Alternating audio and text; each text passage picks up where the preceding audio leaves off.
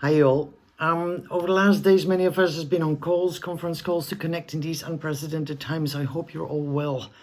In the togetherness of talking together, we're much more well than that we would sit in our own little offices or homes, being alone. I'm super grateful for the whole SheEO network, and would like to share a little bit on what's happening on this side. I'm here in the Netherlands with my mum. My mum in the last phase of her life, as you know, and I'm very grateful that I can be here, that we can do everything online. It is very strange to not be in Canada, to be disconnected from my own home, from Vanessa, from Vicky. But anyway, that's the situation, and it's all good. We're having very often conversations online with Tanya, my CFO, who you met at the conference, I think, at the summit. With Tiara, with Vicky, with Vanessa, intense conversations like what can we do at this time? Now, Vicky initiated a conference call for all SheEO ventures around the world to see how all our companies are affected. And it started with a quick indication question like, are you green, are you yellow, or are you red? And a few of us then shared in tears how they were forced to lay off people if nothing happens. It was heartbreaking, and I felt as if I had to lay off my own staff. But we share and we're present to each other. We make an inventory of what the immediate needs are. We show up with sharing resources. We make unprecedented plans in this time of opportunity, and we meet again and again to update, share more, and act as if we're one great, radically generous company. And that is the feeling that I got from that conference call. Like, what if we see whole SheEO as one big company with like 63, mini departments or something. One is called Abigo, one is called Satya, one is called the Alinker. We got like 63 little departments, but we're actually one company. That's what I felt when Hannah was talking about having to lay off staff. I felt as if I had to lay off my own staff. And we're always talking about paradigm shifts and building new systems and remembering where we come from. Before white Western capitalism made us believe that we as individuals are more important than the well-being of our community. I feel that with SheEO we are remembering where we come from, and this is the time. This is a time of crisis, but I feel this is a huge time of opportunity, and I'm actually really excited. Over the last days, we had many conversations with Tiara, who thinks and operates with an inner structure to remember, reclaim, rematriate, reorganize, and rise up. And these are just words that I wanted to share here because they do give a structure of sort of stepping back from the day-to-day activities, and what are we really doing in a bigger realm? We're remembering where we come from. We're reclaiming who we are. We rematriate. We need some women power. We reorganize and rise up.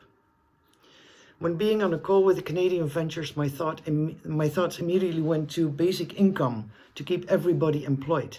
Because when people are unemployed and on EI, which is currently done by the government and that's all subsidized and whatever, people are unemployed and discarded from the system. This is not a time to be unemployed.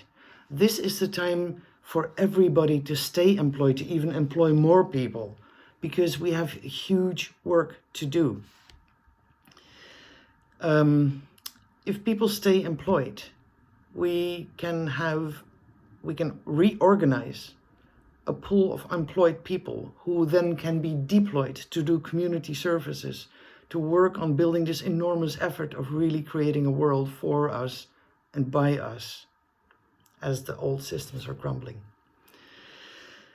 So how can we ensure that every SheEO venture employee there can stay employed for the next 3 months? Now, Tanya and I have made a plan, and I want to tell you a little bit about what our plan is and what the Linker can offer in the next few weeks. As you all know, we've had an amazing year. We managed to do all our meetings that we had to do in person and in Taiwan and Japan. We managed to do all this before this all happened. We did a photo shoot with Selma in LA, and we had the SheEO Summit, which now goes into history, of course, as the last large gathering before COVID-19. We have stock in our warehouses, we've got funds in the bank, and we run a rather lean operation. So we have human capacity and we've got some funds to share. So Tanya and I, as you know, Tanya is a total wizard. We call her the Excel the spreadsheet whisperer and audacity officer instead of CFO. Tanya can review with anybody who needs that, review the cash flow forecast. Like if you think, okay, if we don't make any revenue at all in the next 3 months, what are your crucial financial needs? Who is your staff? What do they get paid? How many staff do you have? What are your basic costs over the next 3 months, so you can keep the lights on or the mushrooms growing or the kites flying or whatever the expression in Canada is, I don't know. So I feel in this time the biggest risk is that we say in 3 months, like, let's go back to normal. There is no normal. There was never a normal that was good enough. So you hear it often, well, I hear it often here in the Netherlands on the radio, like, oh, in 3 months it will be back to normal. We don't want to go back to normal. This is the time that we can really build new systems. And just looking at the video of Hannah, that's what's happening. When people reshuffle the resources, what's possible? Like, we're not going to go under. Absolutely not. And we know at this time that some people are really struggling. So how can we make an inventory? And I want you to share maybe with me, or preferably with me. I can collect all the data. What are your immediate needs? What are your financial needs? And what is your staff that you need to continue to pay for the next 3 months? If there is no revenue, what do you need? And then when revenue comes in, that's only nice. That's all great. So Tanya will do a seminar, an online seminar soon, to help you prepare for what you need to gather to do a financial review on a financial cash flow review, which you will need if we want to apply for the grants that the government made available. So get in touch with me, get in touch with Tanya. We've made a fund of $50,000 available from the Linker for whatever is needed right now. So people that can't pay the financial reviews, we will cover the cost. Tanya will get you in contact, as you know, or you might not know. Tanya is the brilliant founder of Tandem Accounting Services as well. And she built it such that the people that she works with understand the language of ventures, understand the language of investors, and can bridge between the two and build her financial models based on that.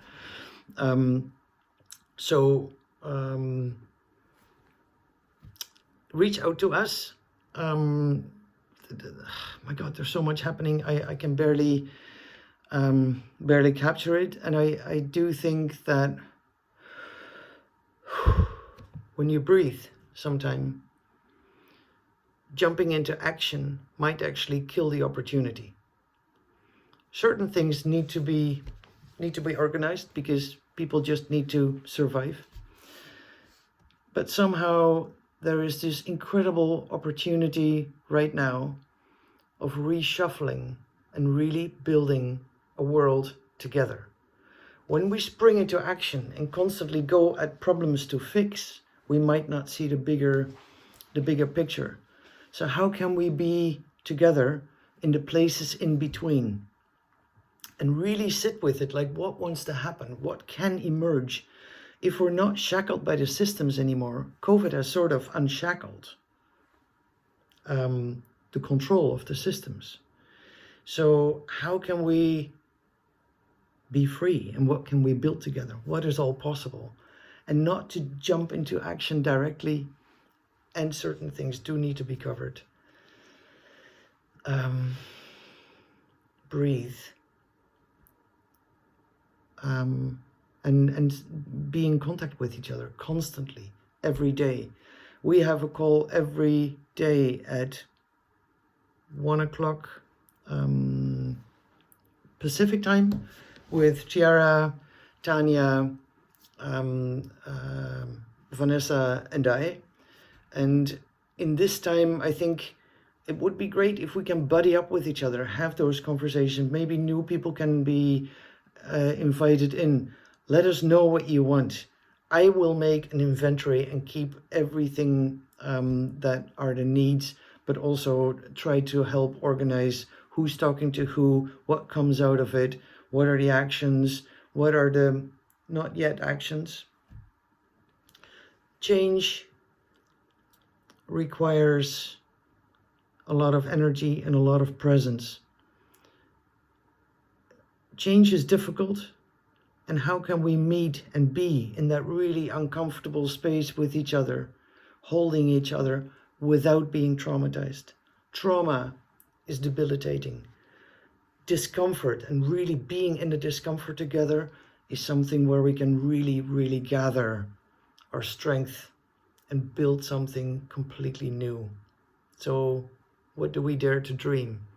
And how can we show up for each other? And I think that's already happening. And I'm just excited and very, very grateful that I'm part of this network. So with a lot of love, and I'll talk to you soon.